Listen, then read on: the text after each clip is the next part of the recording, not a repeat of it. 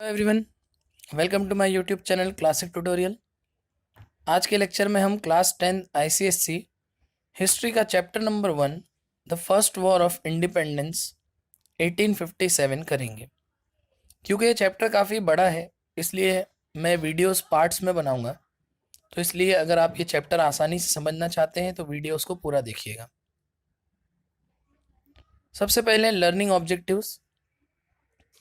इस चैप्टर में हमें पढ़ना क्या है? सबसे पहले हम कॉजेस पढ़ेंगे, जिसमें political cause, socio religious, economic, military and immediate causes हमें पढ़ना है।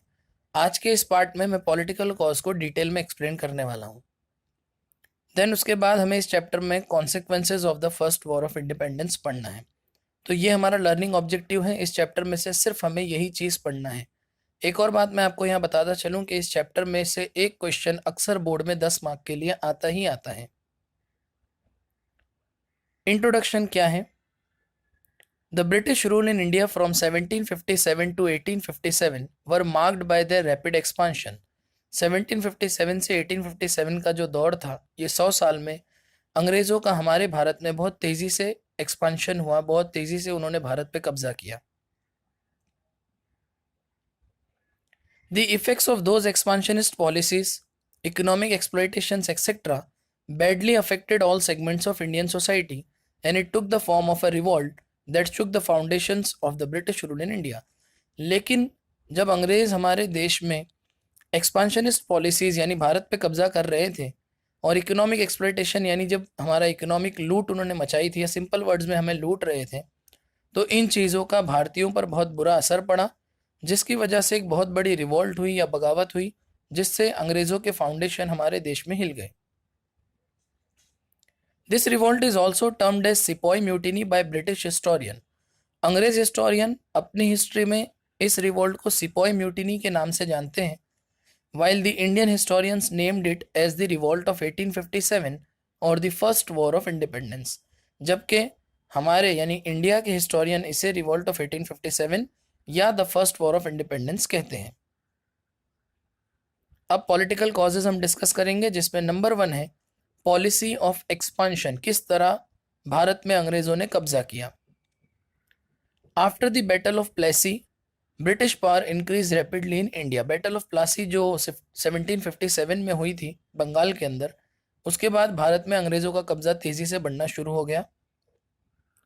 The British tried to expand their political power in India by 4 ways. 4 तरीके से अंग्रेज़ों ने भारत पे कब्जा किया, जिसमें सबसे पहला था बाय आउटराइट वॉर्स, लड़ाइयाँ या जंग लड़कर। उसके बाद है by the system of subsidiary alliance, subsidiary alliance के सिस्टम की वजह से। By adopting the doctrine of lapse, doctrine of lapse का इस्तेमाल करके। और चौथे नंबर पे है the pretext of alleged misrule, alleged misrule का बहाना करके। ये चारों क्या है अभी मैं आपको डिटेल में समझाता हूँ। Let us discuss this topics in detail. सबसे पहला है वाई आउटराइट वॉर्स, लड़ाइयाँ या कौन कौन सी जंगें अंग्रेजों ने लड़ी। The British waged many wars in India to expand their territorial power, like बहुत सारे लड़ाइयाँ लड़के उन्होंने हमारे भारत पे कब्जा किया, जिसमें सबसे पहले 1757 का द बैटल ऑफ प्लेसी बहुत मशहूर है, बंगाल में हुआ था। 1764 में बैटल ऑफ बुक्सर, ये भी बंगाल में था। 1767 से 1799 के बीच एंग्लो मैसूर वॉर लड़ी गई साउथ इंडिया में। 1775 से 1818 के बीच एंग्लो मराठा वॉर्स, ये भी साउथ इंडिया में ही आता है। और 1845 से लेके 1849 तक एंग्लो सिख वॉर जो पंजाब में हुई। सेकेंड है बाय सब्सिडरी अलायंस, ये लॉर्ड वेलेस्ली हैं। Lord Wellesley introduce this system, यानी सब्सिडरी सिस्टम को इंट्रोड्यूस इन्होंने किया था, in which Indian states were brought under the British control without annexing them, मतलब बिना लड़ाई किए ही कुछ तरीका था, मैं आपको बताऊंगा वो, जिसकी वजह से अंग्रेज इंडियन स्टेट्स पे कब्जा कर लेते थे। वो तरीका क्या था कि अगर किसी रूलर को, किसी इंडियन रूलर को किसी दूसरे रूलर से खतरा है, तो वो ऐसे में अंग्रेज़ों की मदद मांगता था, उनसे सिक्योरिटी मांगता था, और उसके बदले में उन्हें ये सब्सिडरी अलाइंस फॉलो करना पड़ता था। इसके कुछ पॉइंट्स हैं। Under this system Indian rulers agreed to, जब ये रूलर इस सिस्टम को मान लेते थे तो उन्हें क्या क्या चीज़ फॉलो करनी पड़ती थी। सबसे पहले accepted the British as supreme power, अंग्रेज़ों को अपना सुप्रीम पावर मान ले। Surrendered their foreign relation to EIC यानी कि East India Company and agreed that they wouldn't enter into any alliance और वॉर। अपना पूरा foreign relation East India Company को सरेंडर कर देंगे और किसी भी अलायंस या लड़ाई में हिस्सा नहीं लेंगे। Accepted British resident at their headquarters, अंग्रेजों को अपने हेडक्वार्टर में रहने देंगे। And wouldn't employ any European without consulting the company, और बिना कंपनी को यानी ईस्ट इंडिया कंपनी को कंसल्ट किए उन्होंने किसी को भी, अपने यूरोपियन को किसी भी एम्प्लॉय नहीं करना है। Then maintain British troops at their own cost, उनके यानी रूलर के खर्चे पे ब्रिटिश ट्रूप्स को मेंटेन करना है, यानी ब्रिटिश ट्रूप का पूरा खर्चा रूलर उठाएगा। और अगर ये चीज़ें 4 बातें मानी तो मतलब रूलर ने वर्चुअली लॉस्ट देयर इंडिपेंडेंस, अपना इंडिपेंडेंस खो दिया। नेक्स्ट पॉइंट है by using the doctrine of lapse principle. Doctrine का मतलब होता है प्रिंसिपल ऑफ लैप्स, जो कि लॉर्ड डेलहाउसी का इंट्रोड्यूस किया हुआ था। ये तस्वीर लॉर्ड डेलहाउसी की है। Lord Dalhousie the governor general of India, India का गवर्नर जनरल था वो। Annexed many Indian states using doctrine of lapse, इसकी मदद से उसने बहुत सारे इंडियन स्टेट्स पे कब्जा किया। According to this, heirs adopted without consent of the company could inherit only the private property of the deceased ruler and his territory would come under the company's rule।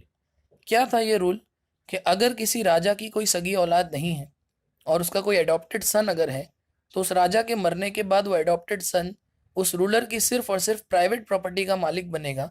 उसकी kingdom या उसकी territory उसे नहीं मिलेगी, वो territory सीधा east India company के पास चली जाएगी। This principle was also applied to take away the titles and pensions of the rulers of some state। इस रूल की मदद से, डॉक्ट्रिन ऑफ लैप्स की मदद से बहुत सारे राजाओं के टाइटल, जो कि राजा, नवाब साहब, राजा साहब वगैरह टाइटल होते हैं, ये सब छीन लिए गए और पेंशन भी बंद कर दी गई। Some of the example of this principles was, इस प्रिंसिपल के कुछ एग्जाम्पल हैं। In 1853 ruler of Jhansi died without natural heir. 1853 में झांसी का जो राजा था उसका कोई नेचुरल हायर नहीं था, उसका कोई वारिस नहीं था, तो उसके मरने के बाद her widow Rani was retired. Was retired का मतलब ये है कि शुरू शुरू में उसे पेंशन देते थे, बाद में बंद कर दिया। And their adopted son Anand Rao wasn't recognised as successor to the throne, और उनका गोद लिया हुआ अडॉप्टेड सन था आनंद राव, जिसे उन्होंने वारिस डिक्लेयर नहीं किया कि वो थ्रोन पे, गद्दी पे नहीं बैठ सकता। Similarly states of Satara, Nagpur, Udaipur etcetera had same problem. यही सेम प्रॉब्लम सतारा, नागपुर और उदयपुर में भी हुई। Regal titles of the Nawab of Carnatic and Tanjore were taken away. Carnatic और तंजोरे जगह का नाम, इनके नवाबों के टाइटल्स भी उनसे छीन लिए गए according to doctrine of lapse. Next point है on the pretext of alleged misrule. Alleged misrule के बहाने से कि भाई रूल नहीं कर पाते ठीक से, ऐसा बहाना करके भी उन्होंने काफ़ी टेरिटरी को अपने कब्जे में किया, स्पेशली अवध। ये भी लॉर्ड डेलहाउसी का ही किया धरा था। Lord Dalhousie annexed Awadh on the pretext of alleged misrule in 1856। 1856 में अवध को इस रूल के बहाने से एनेक्स कर लिया, कब्जा कर लिया। British broke their promises given to ruling chiefs by annexing Awadh. It cause discontent among Indians particularly in Awadh. Actually Awadh के जो सिपाही थे ना, उन्होंने इंडिया को कब्जा करने में ब्रिटिशर्स की बहुत मदद की थी। बदले में इन्होंने कुछ वादा किया था कि हम अवध पे कब्जा नहीं करेंगे, लेकिन जब अवध पे कब्जा कर लिया तो अंग्रेज़ों ने अपना प्रॉमिस तोड़ दिया। इससे इंडियंस के सामने ये बात प्रूफ हो गई कि अंग्रेज़ वादा खिलाफी करते हैं, वादे को पूरा नहीं करते, और अवध के लोग खासकर इस बात से चिढ़ गए। Due to this annexation the people had to face more hardship. अब हुआ क्या, इन्होंने कहा कि वहाँ पे रूल अच्छे से नहीं होता इसलिए हम कब्जा कर रहे हैं, अंग्रेज़ों ने ये बात कही, लेकिन उनके कब्जे के बाद तो लोगों की हार्डशिप, तकलीफें और बढ़ गई। Had to pay higher tax and revenues, और ज़्यादा टैक्स और रेवेन्यू देना पड़ा। प्रॉब्लम ऑफ अनएम्प्लॉयमेंट रोज, बेरोजगारी बढ़ गई, और मैनी प्रॉपर्टीज वर कॉन्फिस्केटेड, बहुत सारी प्रॉपर्टीज को भी इन लोगों ने जब्त कर लिया। द कंपनी सिपाही of home 75,000 were from Awadh were the worst affected. जैसा कि मैंने पहले बताया, कंपनी के सिपाही में से 75,000 सिपाही अवध से थे, उनकी भी हालत बहुत ख़राब हो गई। They had help the British to conquer India. ये वही लोग थे जिन्होंने इंडिया पे कब्जा करने में अंग्रेज़ों की मदद की थी। They didn't like their homeland come under the British, लेकिन उनको ये बात अच्छी नहीं लगी कि उनका खुद का जो जगह है अवध जो है वो उनके कब्जे में चली जाए अंग्रेज़ों के। They had to pay higher taxes on the land their families held in Awadh. ऊपर से इन सिपाहियों का परिवार, इन सिपाहियों की फैमिली जो अवध में रहती थी, उनको वहाँ का बहुत ज़्यादा लैंड टैक्स देना पड़ा, which also affected there financial position, जिनसे इनकी फाइनेंशियल पोजीशन पे भी असर पड़ा। नेक्स्ट पॉलिटिकल कॉज है disrespect shown to Bahadur Shah. ये बहादुर शाह जफर है, आखिरी मुगल रूलर, और ये उनकी बेगम है, उनकी बीवी जीनत महल। The Mughal ruler Bahadur Shah Zafar was under the protection of the company, company के प्रोटेक्शन में थे ये, बट आफ्टर हिज डेथ, लेकिन उनके मरने के बाद, Lord Dalhousie announce that the rulers widow Zeenat Mahal and his successor can't use Red Fort as their palace. यानी जीनत महल और उनके बेटे या उनके सक्सेसर, जो बहादुर शाह के सक्सेसर है, वो रेड फोर्ट में नहीं रह सकते। यानी कि सिंपल वर्ड्स में कहूँ तो इनको अपने घर से निकाल दिया अंग्रेजों ने। In 1956, Lord Canning announced that the successor of Bahadur Shah can't use imperial title। अब उनका जो टाइटल था, बादशाह, शहनशाह, नवाब, ये सारे टाइटल भी उनसे छीन लिए गए। मतलब पहले घर छीना, फिर नाम भी छीन लिया। This decision hurt the sentiments of Muslim, Muslim के जज्बात को अंग्रेज़ों के इस फैसले से ठेस पहुंची, क्योंकि बहादुर शाह जफर एक मुगल और मुस्लिम रूलर थे। कॉन्सिक्वेंटली जीनत महल बिगेन प्लॉटिंग अगेंस्ट ब्रिटिश, और क्योंकि उनका घर छीना, उनका नाम छीना, इसलिए जीनत महल ने अंग्रेज़ों के खिलाफ प्लॉटिंग करना, प्लानिंग करना, साजिशें करना शुरू कर दी। पॉइंट नंबर 3 है treatment given to Nana Saheb, ये नाना साहेब है, and Rani Laxmibai. The last Peshwa Bajirao two was under the protection of company, आखिरी Peshwa Bajirao two protection of company में थे, बट आफ्टर हिज डेथ, उनके मरने के बाद, British refuse to pay his pension to the rulers adopted son Nana Saheb. लेकिन जब ये बाजीराव टू मर गए तो उनके एडॉप्टेड सन नाना साहेब को अंग्रेजों ने पेंशन देने से इनकार कर दिया। Nana Saheb was sent to Kanpur away from his homeland Poona, ना सिर्फ पेंशन रोक दी बल्कि उन्हें अपने होमलैंड पुना से दूर कानपुर भेज दिया। He then travelled to different parts of the country to create awareness about the British policy.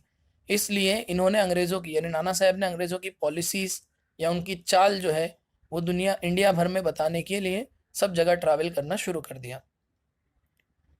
Rani Laxmibai of Jhansi also became the victim of this doctrine, इस डॉक्ट्रिन का जो विक्टिम थे वो रानी लक्ष्मीबाई भी बने। As her adopted son was not accepted as the heir to the throne, क्योंकि उनके adopted सन को भी गद्दी का दावेदार नहीं माना अंग्रेजों ने। Thus she became the bitter enemy of the British, इसलिए वो भी अंग्रेजों की दुश्मन बन गई। Other rulers who were not yet affected became suspicious that they may also meet with the same faith. अब तक जो रूलर इस डॉक्ट्रिन की वजह से अफेक्ट नहीं हुए थे, उनके दिल में भी शक होने लगा कि कहीं हमारे साथ भी यही ना हो जो दूसरे राजाओं के साथ हुआ है।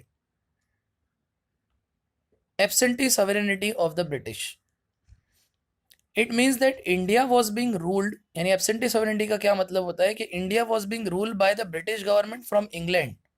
अंग्रेज जो थे वो इंडिया पे इंग्लैंड से रूल कर रहे थे, फार अवे फ्रॉम इंडिया, जो इंडिया से बहुत दूर है। Thus it was resented by the Indian, इसलिए ये चीज़ इंडियंस को अच्छी नहीं लगी कि हमारे ऊपर कोई बाहर का राज करे या दूर से राज करे।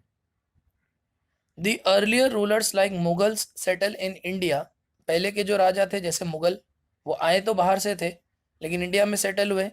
Spend the revenue collected from India for the welfare of Indians, जो पैसा, जो टैक्स इन्होंने इंडिया से वसूल किया वो भी इंडिया में ही खर्च किया, इंडिया के लोगों के भलाई के लिए खर्च किया। But in case of British, लेकिन अंग्रेजों ने क्या किया, Indians felt that they were being ruled from England. पहले तो इंडियंस को ये लगा कि हमारे ऊपर इंग्लैंड राज कर रहा है, दूर से राज हो रहा है। And their wealth was also being drain to England, फिर उनकी जो दौलत है, इंडियंस की जो कमाई है या टैक्स है या जो भी पैसा है, वो सब भी इंग्लैंड लेकर जाया जा रहा है। And not utilise for their welfare, और उनके वेलफेयर के लिए इस्तेमाल नहीं हो रहा है। तो ये मैंने आपको पॉलिटिकल कॉजेज़ यहाँ पे एक्सप्लेन कर दिए। अगले लेक्चर में मैं आपको मिलूँगा और दूसरे कॉजेज़ के साथ। अगर आपको ये वीडियो अच्छा लगा है तो लाइक कीजिए, शेयर कीजिए, कमेंट कीजिए, मैं आपकी सबकी कमेंट्स भी पढ़ता हूँ, और कोई सजेशन हो तो वो भी कमेंट कीजिए, और इस चैनल को ज़रूर सब्सक्राइब कीजिए। Thank you so much.